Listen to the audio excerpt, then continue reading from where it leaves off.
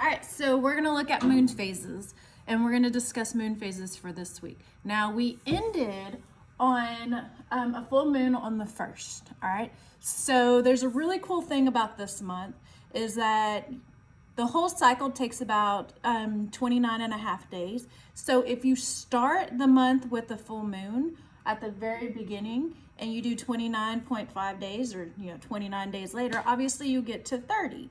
Well, that's going to give you another full moon. So this month we're actually going to see 2 full moons in 1 month, and we call that a blue moon.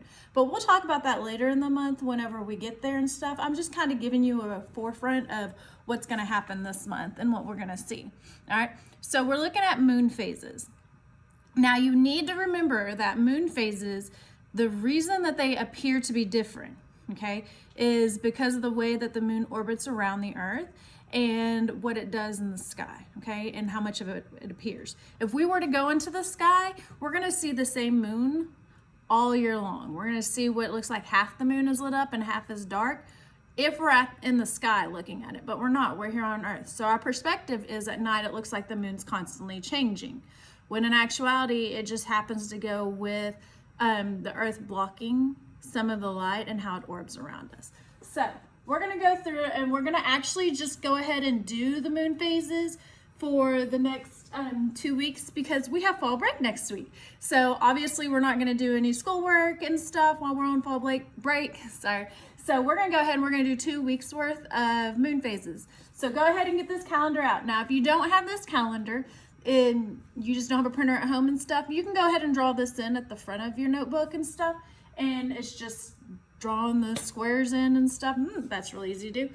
But we're going to look at it and we're going to start doing our phases.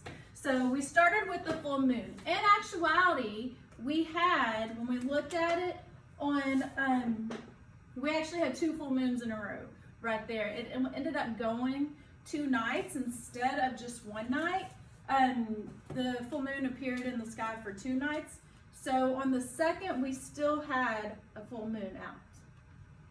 All right, so we still had that. It's not a blue moon though, because they happen side by side. A blue moon has to happen when the cycle, it goes through the whole cycle and it happens once within, or twice within the same month. So this one we had a full moon also. All right, Miss Fuller did the she did September with y'all and stuff and wrote it in. So I'm just going to hit November and we're just going to keep going. Now we looked at it, it's 100% lit. So my moon's going to start getting darker now because I can see all of it. And all changes happen to the right side. So when I come down here and I look at the 4th, we have 94% of the moon lit. So that's 6% difference between the 2nd and the 4th. When I look at that, I'm just going to do a little slither of black right here on the right side because my moon is starting to appear to be darker in the sky. As that happens, we know that darking is a waning. So we're getting a waning. And then we're at 94%. When I go back and I look at my notes, more than 0.5% lit gives me a gibbous. So I know I have a waning gibbous here. All right? Then I'm going to go to the 6th. The 6th is at 82%. So that number is continuing to decrease. My luminosity is going down. By my luminosity going down, that means that my moon is still getting darker and it's still going to happen on the right side. So I'm going to color in a little bit more of it. And as we said before, it's still waning because I'm getting darker. I'm going through that cycle.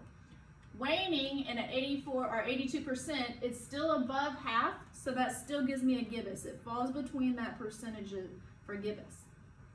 Then when we go to the 10th is 45%. So that's getting pretty close to my halfway point. Remember we said a quarter moon is about. So as I'm looking at it, I'm as close as I'm going to get to that 50%. So it's at 45%. It's still dark. Now, the moon that's dark on the left, that's close to our 50%. That's called a third last quarter. Okay? My third last quarter happens during my waning phases. So I need to put that in my head because it's getting dark. It's third last quarter. It's starting to end my cycle. Then on the 12th, we will see 25%. So that's actually next week on fall break. We're going to see 25% of it. So I'm going to go over my halfway point, shading. My moon is still getting darker. So that's still considered waning. But we're at 25%. So when I look back at my note, between 1 and 49% would be my crescent. So as I'm looking at this, I know that this is starting to become a crescent moon, just like a crescent roll. Or if you look at the tip of your nail, that little slither there of white on my nail, that's a crescent. All right, that's what we start calling that little slither. Then on the 14th, we have 8%. So I'm going to continue to get even darker to where you can't see a lot of the lit up part.